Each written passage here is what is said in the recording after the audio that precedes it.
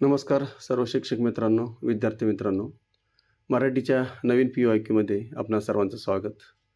पहिला प्रश्न आहे, माझा लहान भाऊ आज गावाहून परत आला. या वाक्यातील विधेय विस्तार आपल्याला ओळखायचा आहे. आता विधेय म्हणजे काय, तर क्रियापद लक्षात ठेवायचं आणि उद्देश म्हणजे कर्ता. तर या ठिकाणी कर्त्याबद्दल अधिक माहिती देणारा म्हणजेच विधेयाचा विस्तार करणारा जर कोणता शब्द आहे तर बघितला आपण, परत आला किंवा भाऊ आज गावावरून परत आला माझा लहान. तर या ठिकाणी आज गावाहून हे लक्षात ठेवायचं आहे. बघा, आज गावाहून, कारण परत आला हे वाक्यातील काय आहे, विधेय आहे. आणि परत आला आज गावावरून म्हणजे परत आला म्हणजे आज गावावरून हे जो शब्द, हे जे दोन शब्द आहेत, हे शब्द काय करतात तर परत आला या शब्दाचा विस्तार करतात, आहे की नाही. म्हणून या ठिकाणी हे जे दोन शब्द आहेत, काळ, स्थळ आणि रीत, जेव्हा काळ, स्थळ आणि रीत दाखवली जाते ते असतात विधेयाचा विस्तार, म्हणजे ते क्रियापदाबद्दल अधिक माहिती देणारे शब्द असतात. म्हणून या ठिकाणी आज गावाहून हा या प्रश्नाचा योग्य पर्याय आहे. म्हणून पर्याय क्रमांक बी या प्रश्नाचं योग्य उत्तर होणार आहे. पुढे जाऊया आपण. त्याचे वडील आजारी असल्याने तो कामावर आला नाही. या वाक्याचा आता आपल्याला उद्देश विस्तार ओळखायचा आहे की नाही. त्याचे वडील, त्याचे आजारी असल्याने त्याचे कामावर आणि तो. तर या ठिकाणी जर बघितलं तुम्ही तर या वाक्याचा जो कर्ता आहे म्हणजेच उद्देश जो आहे तो आहे, आणि तो या शब्दाचा त्याचे वडील या शब्दाशी संबंधित असलेले मूळ कर्त्याच्या संदर्भात माहिती देतात. म्हणजे तो हा जो मूळ कर्ता आहे, उद्देश आहे, आणि त्याचे हे शब्द वडील या शब्दाशी संबंधित असलेले त्याचं मूळ कर्त्याच्या संदर्भात माहिती देतात. म्हणून त्याचे पर्याय क्रमांक बी हा या ठिकाणी उद्देश विस्तार आहे, लक्षात ठेवायचा आहे. चला पुढचा प्रश्न घेऊया आपण. प्रश्न क्रमांक 3. दशरथाने कैकेयीला 2 वर दिले. या वाक्यातील विधेयपूरक, आता विधेयपूरक आपल्याला ओळखायचा. विधेयपूरक शब्द कोणता आहे? कैकेयीला, वर, दशरथाने आणि 2. जर या ठिकाणी जर बघितलं तुम्ही तर या ठिकाणी मग आपल्याला विधेयपूरक शब्द आहे. तर कैकेयीला पर्याय क्रमांक 1 बघा, कैकेयीला. येथे कैकेयीला हे अप्रत्यक्ष कर्म असून, आहे की 2 कर्म यामध्ये, एक कैकेयीला आहे आणि एक दुसरा आहे वर, लक्ष ठेवायचं आहे. तर या ठिकाणी कैकेयीला हे जे आहे अप्रत्यक्ष कर्म असून ते विधानाची पूर्तता करण्यासाठी आवश्यक आहे, म्हणून ते विधेयपूरक किंवा विधानपूरक त्याला मानलं जातं. म्हणून कैकेयीला हे या प्रश्नाचं योग्य उत्तर होणार आहे, पर्याय क्रमांक ए. त्यानंतर पुढचा प्रश्न बघूया. प्रश्न क्रमांक 4. मुलांनी पालकांची आज्ञा पाळावी. या वाक्यातील कर्म आता ओळखायचं आपल्याला. तर या ठिकाणी लक्ष ठेवायचं आहे, कर्म जे आहे ते कर्म कोणतं आहे यामध्ये, तर आज्ञा आहे, लक्ष ठेवायचं आहे. कारण आज्ञा याच्यामध्ये बघा, पाळणारा कोण, तर मुलगा, आहे की नाही. मुलांनी म्हणजे पाळणारे कोण, मुलं. मग या ठिकाणी पाळण्याची क्रिया कोणत्या कशावर होते, तर आज्ञावर होते. म्हणून आज्ञा हे या वाक्याचं काय आहे, तर मुख्य कर्म आहे. म्हणून याला आपण पर्याय क्रमांक सी जे आहे हे या प्रश्नाचं योग्य उत्तर होणार आहे, पर्याय क्रमांक सी. त्यानंतर 5वा प्रश्न बघा. आमच्या गावचे पाटील म्हणजे मोठे प्रस्थ. या वाक्यातील विधानपूरक, पुन्हा या ठिकाणी आपल्याला विधानपूरक जे आहे ते ओळखायचं आहे. तर या ठिकाणी बघा, पाटील, गावातले, आमचे आणि मोठे प्रस्थ. तर या ठिकाणी जे आहे आपल्याला काय म्हणता येते, विधानपूरक ओळखायचं आहे, म्हणजे विधानाला पूर्ण करणारं. मग या ठिकाणी मोठे प्रस्थ बघा, मोठे प्रस्थ. आता मोठे प्रस्थ हा शब्द काय करतो, या ठिकाणी विधानाला पूरक करतो. अपूर्ण विधान पूर्ण करण्यासाठी कर्त्यानंतर जो शब्द येतो त्याला विधानपूरक असं म्हटलं जातं. मग आता कर्ता कोण आहे, आमच्या गावचे पाटील, आहे की नाही. तर या ठिकाणी आमच्या गावचे पाटील हे जे आहे या ठिकाणी काय म्हणलं तर आपले उद्देश मानावा लागेल, करता येतो. त्याच्यानंतर त्याला पूर्ण करण्यासाठी, अर्थ त्याचा पूर्ण करण्यासाठी किंवा विधानाला पूर्ण करण्यासाठी म्हणजेच काय, पाटील आहेत. या ठिकाणी आपण जर मोठे प्रस्थ काढून टाकलं तर या ठिकाणी शक्यतो वाक्याचा तसा अर्थ निघत नाही किंवा इथे विधान पूर्ण होत नाही. म्हणून विधानपूरक जो शब्द आहे तो या ठिकाणी मोठे प्रस्थ आहे. मग मोठे प्रस्थनच या ठिकाणी त्याचा अर्थ पूर्ण होतो. म्हणून पर्याय क्रमांक डी, मोठे प्रस्थ हे या प्रश्नाचे योग्य उत्तर आहे. त्यानंतर प्रश्न क्रमांक 6 बघा. तानाजी लढता लढता मेला. या वाक्यातील विधेय विस्तार.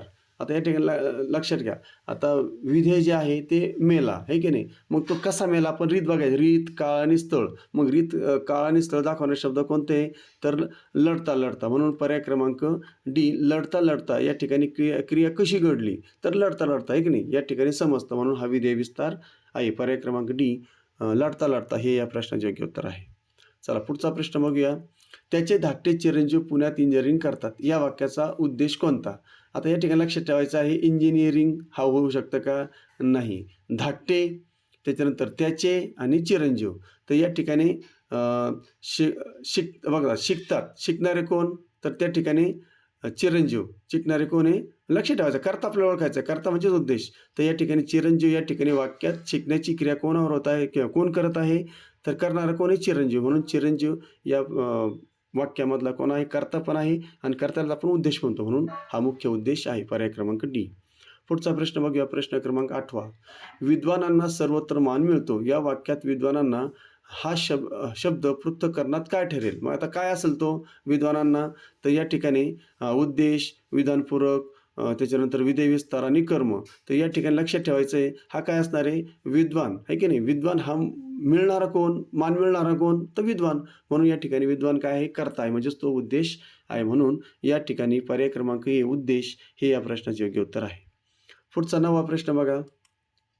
रामाने रावणास युद्धात मारले, या वाक्यातील विधेय विस्तार. म्हणजे पुन्हा या ठिकाणी आपल्याला क्रियापदाचा विस्तार करणारा शब्द बघायचा आहे. तर या ठिकाणी मारले हे वाक्याचं काय आहे? क्रियापद आहे, म्हणजेच विधेय आहे. मग या ठिकाणी युद्धात जो आहे, तर युद्धात हे कोणत्या ठिकाणी क्रिया घडली, म्हणजे त्या ठिकाणी स्थळ दाखवतो. मी तुम्हाला म्हटलं, स्थळ, काळ आणि रीत दाखवणारा जो शब्द असेल तो असतो त्या ठिकाणी विधेय विस्तार. म्हणून पर्याय क्रमांक बी, युद्धात, हे या प्रश्नाचे योग्य उत्तर आहे. पुढचा प्रश्न बघूया, प्रश्न क्रमांक 10वा. पक्षी आकाशात उंच उडत होते, या वाक्यातील उडत होते हे काय आहे? तर या ठिकाणी उडत होते जर बघितलं तर या ठिकाणी ते काय आहे? विधेय आहे. म्हणजे वाक्याचा त्या ठिकाणी ते काय आहे? कर्ता आहे. म्हणून ते फक्त संयुक्त त्या ठिकाणी क्रियापद हे लक्षात ठेवायचं आहे, पण ते विधेय आहे. म्हणून वाक्याचा अर्थ पूर्ण करणाऱ्या शब्दाला आपण क्रियापद म्हणतो, तेच आपलं विधेय असतं. पर्याय क्रमांक डी, या ठिकाणी विधेय हे प्रश्नाचे योग्य उत्तर आहे. पुढचा प्रश्न बघूया, प्रश्न क्रमांक 11.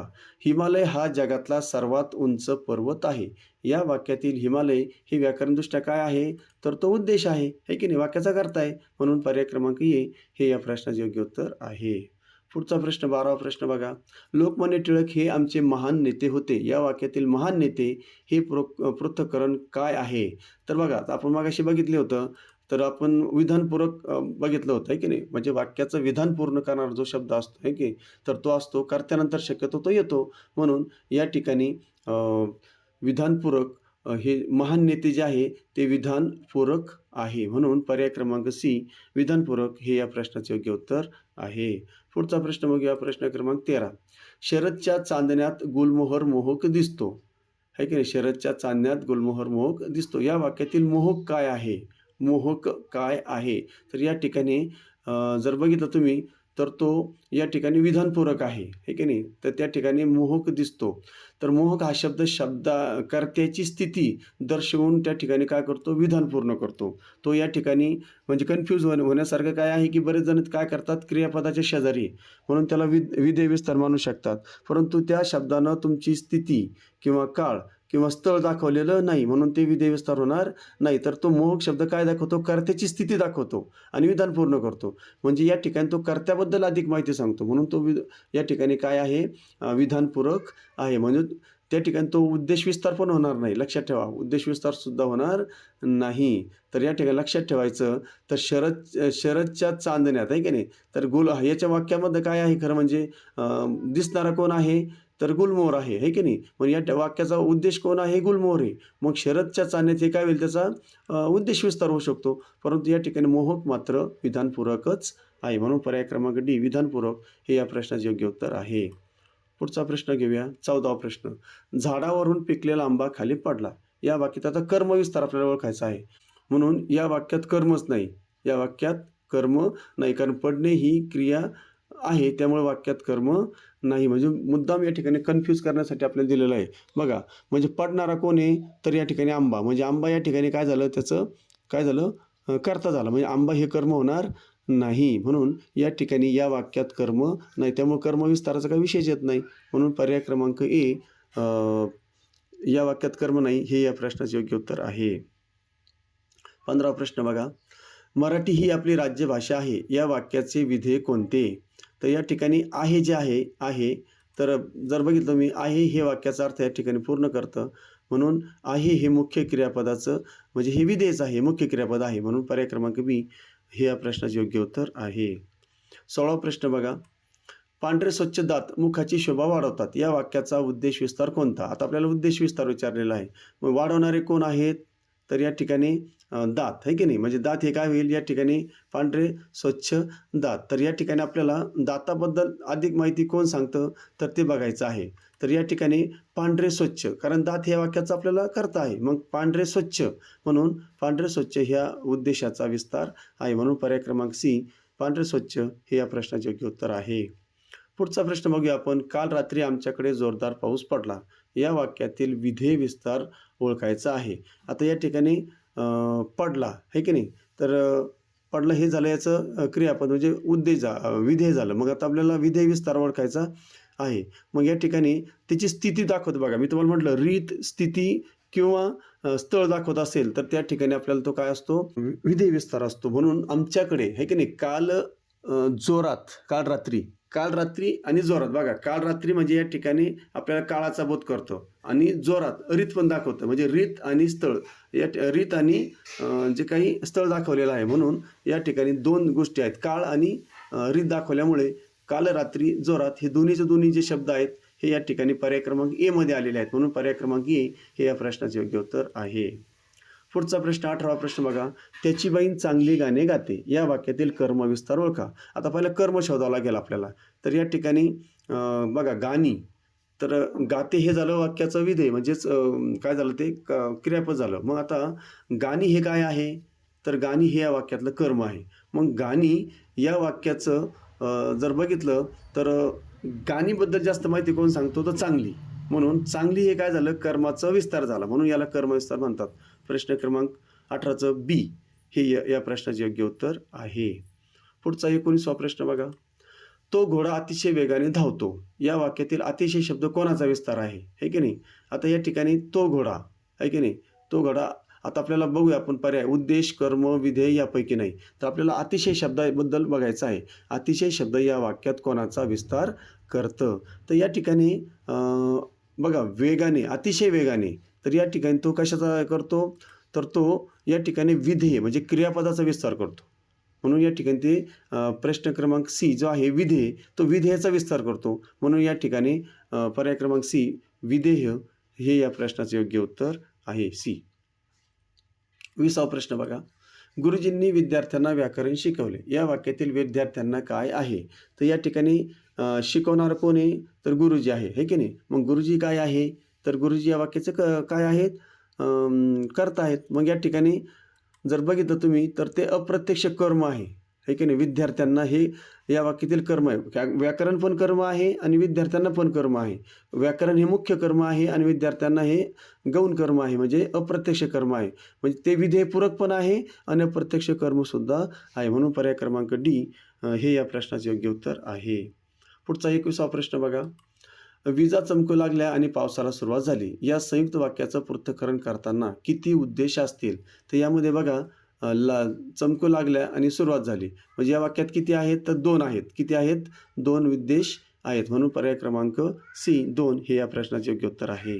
22वा प्रश्न बघा. आमचा कुत्रा अतिशय इमानी आहे. या वाक्यातील आमचा हे व्याकरणदृष्ट्या काय आहे बघा.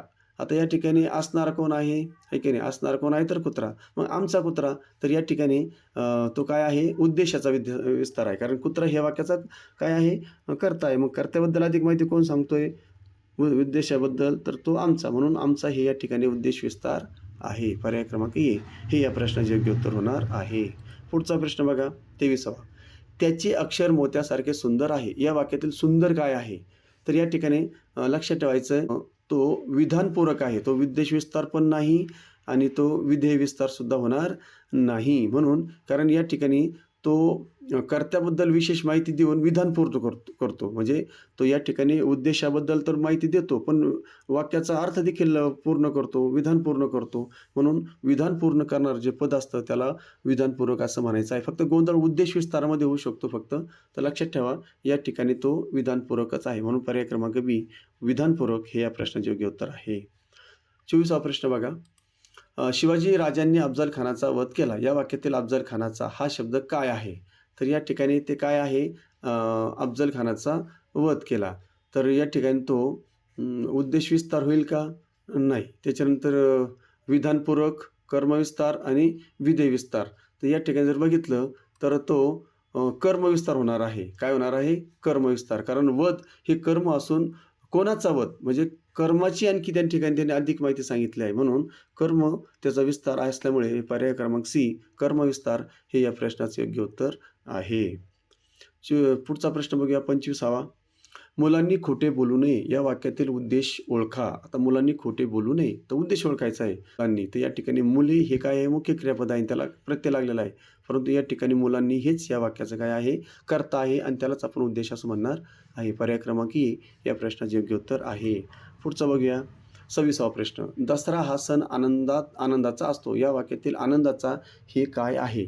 तर या ठिकाणी आनंदाचा जे आहे असतो. आता यामध्ये काय आहे? असतो हे जे काय आहे क्रियापद आहे, म्हणजे ते विधेय आहे. मग या ठिकाणी आपल्याला आनंदाचा म्हणजे या ठिकाणी तो जो आहे तो जर बघितलं तर विधानपूरक आहे. काय आहे? सण हे विधानपूरक आणि तो सण कसा आहे? तर आनंदाचा. तर या ठिकाणी विधानपूरक जे आहे तर विधानपूरक विस्तार म्हणजे हा पूरकाचा सुद्धा विस्तार आहे. म्हणून पर्याय क्रमांक ए विधानपूरक विस्तार हे या प्रश्नाचे योग्य उत्तर होणार आहे. त्यानंतर 27वा प्रश्न बघा. सकाळी लवकर उठावे या वाक्यातील उद्देश कोणता? आता आपल्याला उठावे हे काय आहे? विधेय आहे. ओके.